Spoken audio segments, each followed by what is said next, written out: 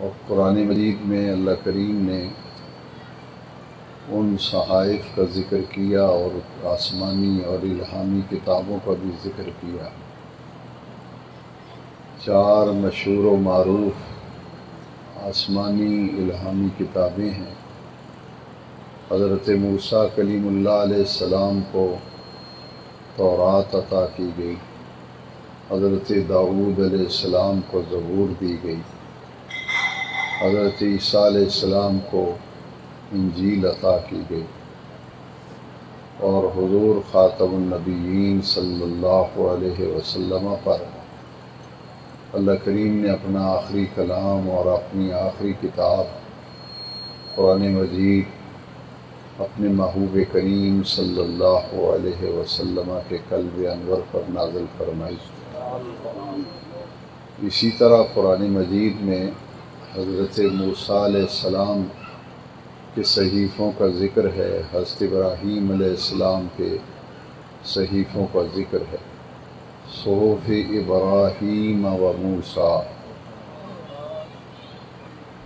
تمام انبیاء کرام کتاب لینے کے لیے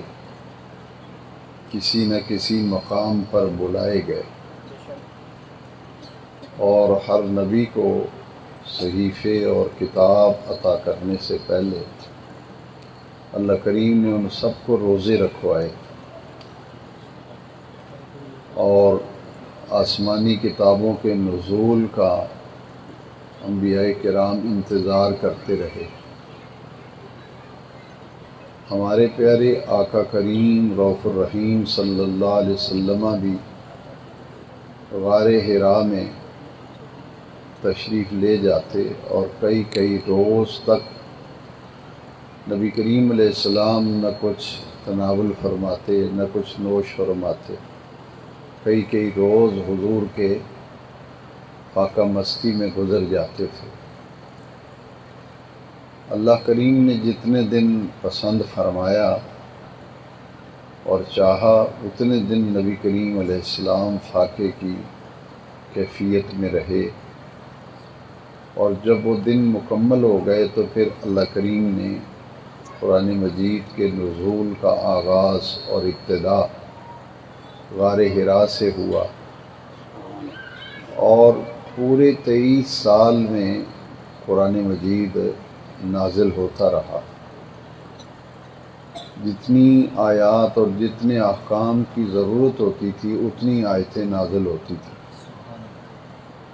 سارے کا سارا قرآن دفعتاً یعنی ایک مرتبہ نبی کریم علیہ السلام کو عطا نہیں کیا گیا، بلکہ پہلی آیت کریمہ جو نزول کے اعتبار سے پہلی آیت کریمہ ہے، اقرأ بسم ربک الذی خلق، یہ غار حرا میں نازل ہوئی تھی، اور 23 سال اور کچھ مہینے اور کچھ دن لگ گئے تھے پورے قرآن کے نازل ہونے میں۔ آخری آیت مقدسہ حجۃ الوداع کے موقع پر میدان عرفات میں نازل ہوئی تھی،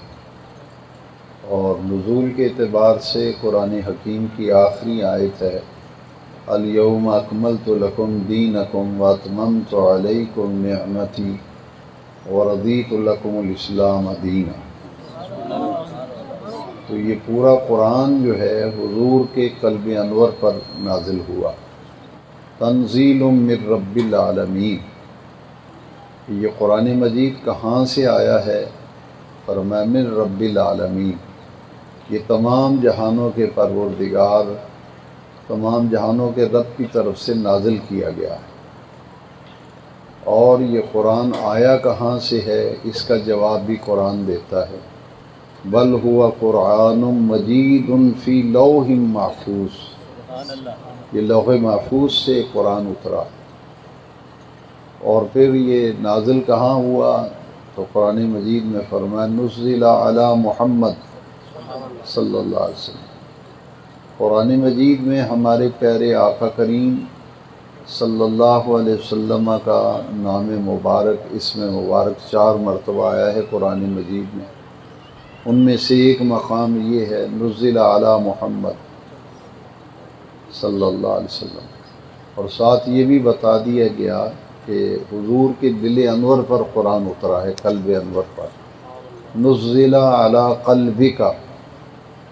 کہ محبوب صلی اللہ علیہ وسلم ہم نے اس قرآن کو آپ کے دل انور پر اتارا ہے۔ اس میں ایک حکمت یہ تھی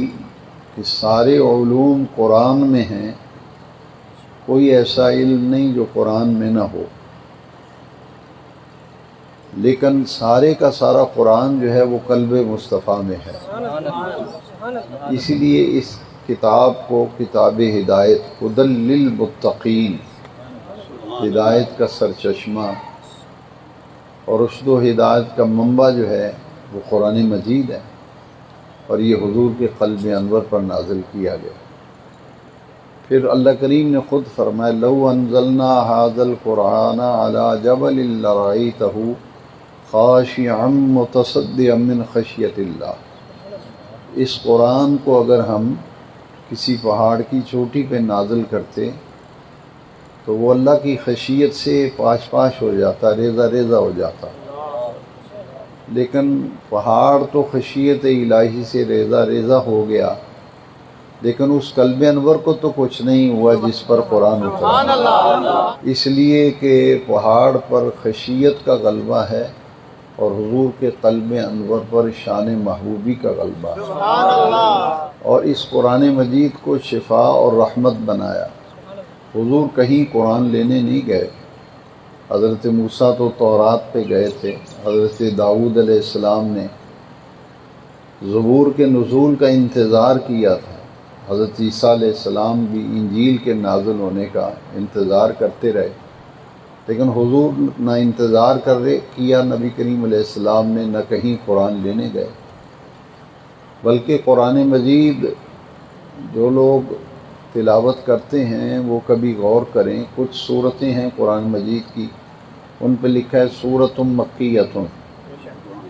کچھ صورتیں ایسی ہیں کہ جن پہ لکھا ہے سورۃ مدنیۃ، تو کچھ صورتیں مکی ہیں کچھ مدنی ہیں، حالانکہ سارا قرآن اللہ کا کلام ہے۔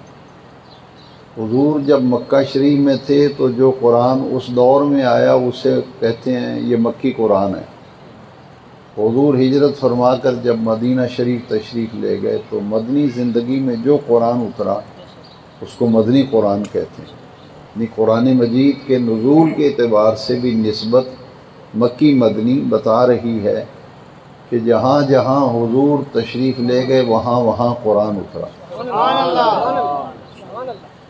اگر حضور بدر میں ہیں تو قرآن بدر میں آیا، حضور احد میں ہیں قرآن احد میں آیا، حضور غار میں ہیں تو قرآن غار میں آیا، یہاں تک کہ حضور کی 11 ازواج مطہرات تھیں اور کسی زوجہ محترمہ کے بستر پر